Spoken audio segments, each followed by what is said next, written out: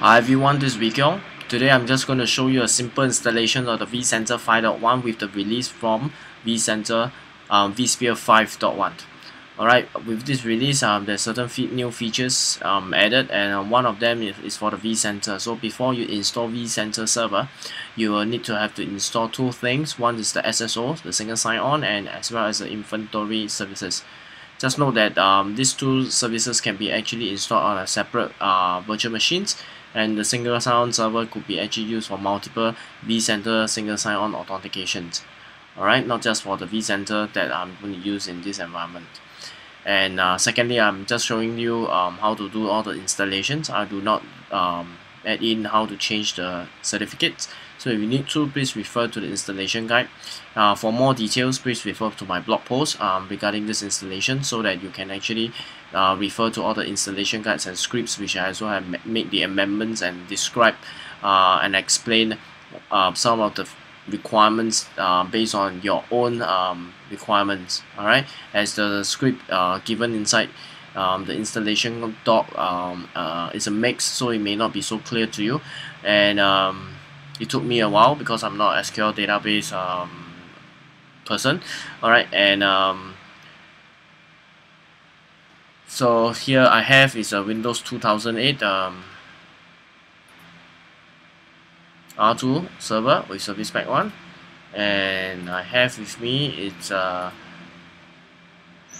SQL Server 2008 R2 as well.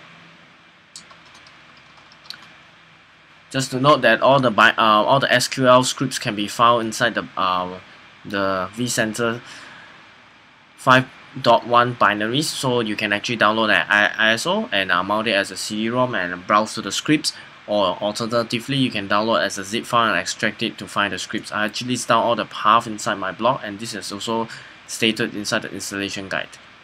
Alright, so just to show you that my database is clean, alright, and I have not created any user. For my security wise, I'm using a mixed authentication.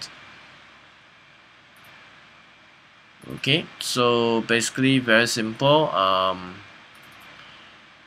Just gonna just briefly show you. So for the vCenter database, you just have the script is already provided, so you just need to change the path if you have. Alright, I added in one more is to actually change the database to a simple recovery mode. Alright, of course by default it's full, so you do not have to state this whole line at all. Alright, if you are doing a full, and of course the username can be changed, and as well as the password can be changed. Alright, so I'm not going to run this. I'm just going to run the one that I have with my own password. Alright, you see this successful. Okay, I'm just going to do a refresh, and you will see that my database is actually created. Alright, next we're going to set up the same thing for the path as I mentioned, just like the database. This is the database for the SSO. Since I'm integrating all in this into one server, so I just execute the script as well. And of course you can have a separate database just for this. Alright, I'm just going to keep this simple because it's just an installation in my lab. So you see the RSA has been created. Alright, and I'll create the RSA user in this case, and as well executed successfully. So if now I were to browse now after refreshing the database, I should find two users created.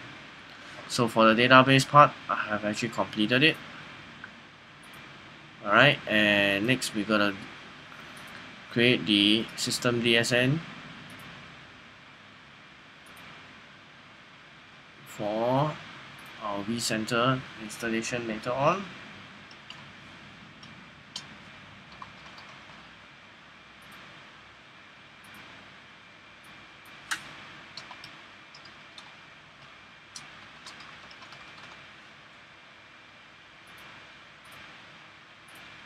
Okay, test is successful. So in the installation guide, they also mentioned that you need to do some configuration on the SQL Server Configuration Manager. So basically what it needs you to do is browse to the property of the instance. Just make sure that false encryption is not turned on, Second is for name pipe, just to make sure that it's enabled. TCP/IP wise is 30,000 to keep alive. Alright, and IP address wise for the dialing ports is left empty, and TCP port is 1433. That unless you have did any customization. Alright, so that's it. We can proceed with the installation.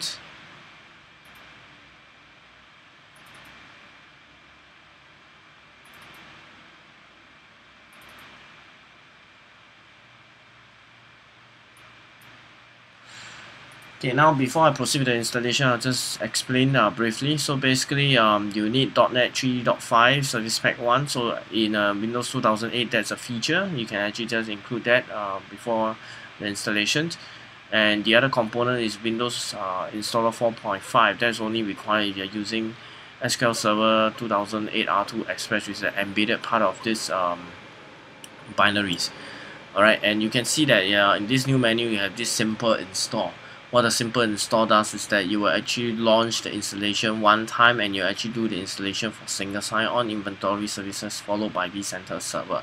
If you prefer to do this individually, of course, if they're not all on one server, you can actually do this separately. However, the only thing is that it's a bit troublesome. For every installation, of course, you have to re-accept the end user licensing agreement. Alright, so here I'm just going to do the simple one since I've already set up completely. So if there's any error during the installation, it will stop at where it last completed.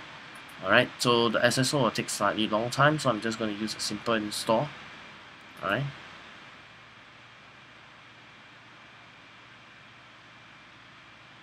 so same thing in this simple install, single sign-on will be installed first. Once successful, then inventory services will be next, then followed by the vCenter server.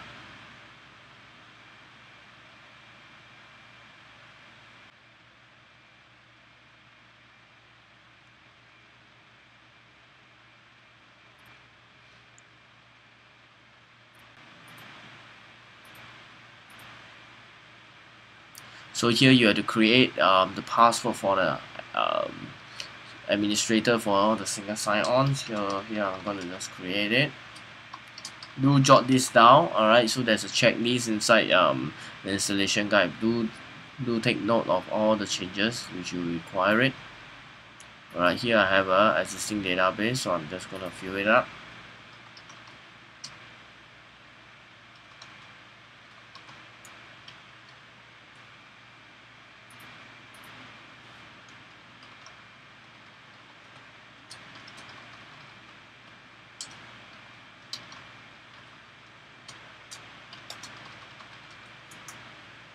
So I'm going to leave the JDBC. Alright, it will be created on clicking next.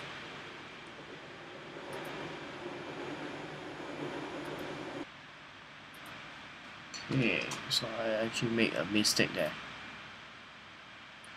Alright, so you have FQDN. So if I will click next, you'll be able to see your JDBC URL being created.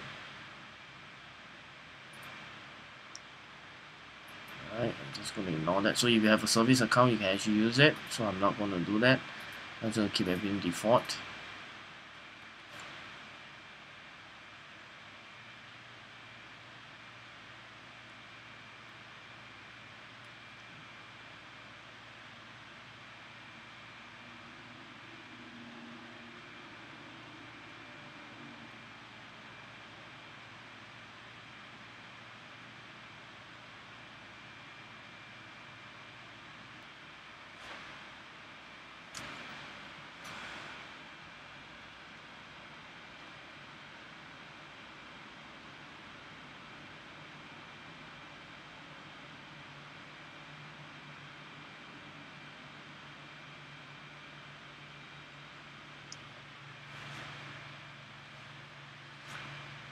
Alright, it seems like the SSO has completed successfully. So next, it would start the installations for the inventory services.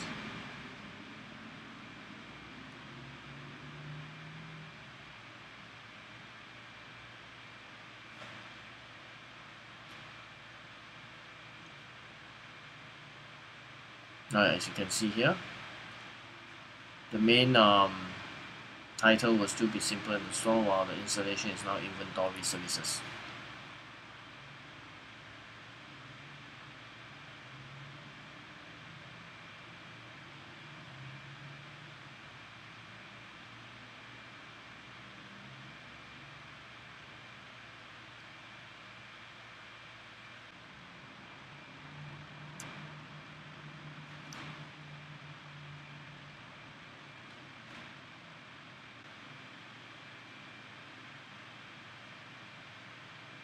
So here I won't leave any license key, instead I'll leave it as blank to do the eval.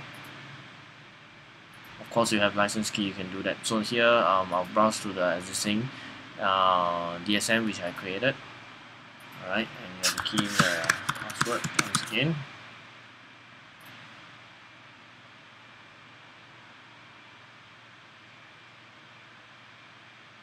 So this is just a notice to make sure that all these are been set.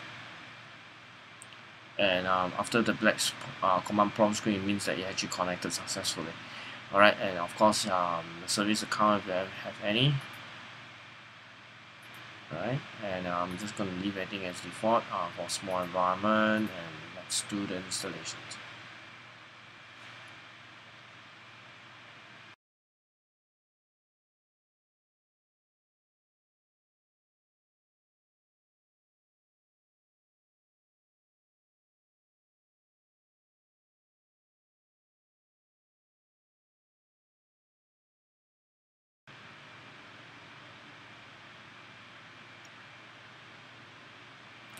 And here you can see that the vCenter server is already been installed, and once you see this portion installing vCenter server directory service instance, it means that your vCenter server installation should be pretty successful. Alright, unless you hit with any SSO problems, and you can refer to the knowledge base that I also listed inside my blog post.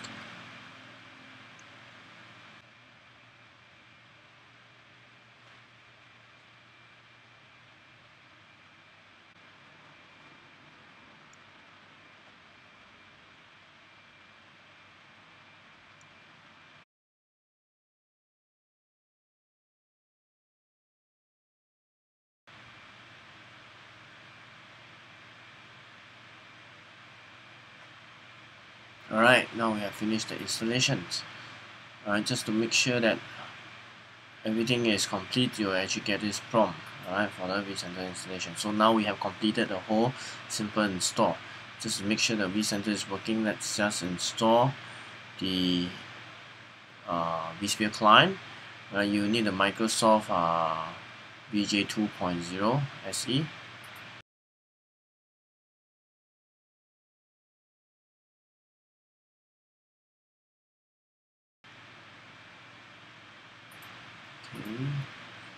Click next all the way.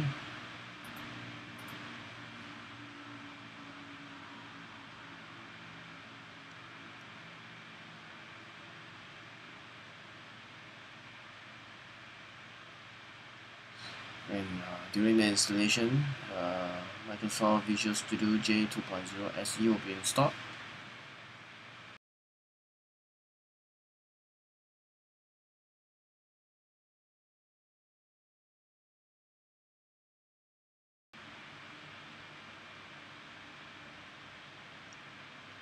Okay, now we have finished it.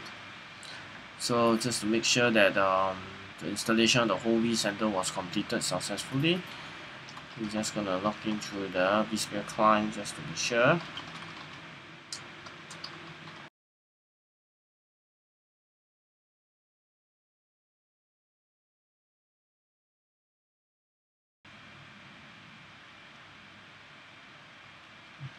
Forgot to add in the domain, so that it got me an error.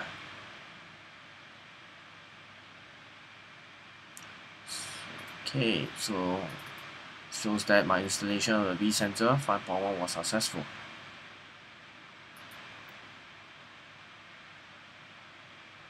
Right, thank you for watching. See you again.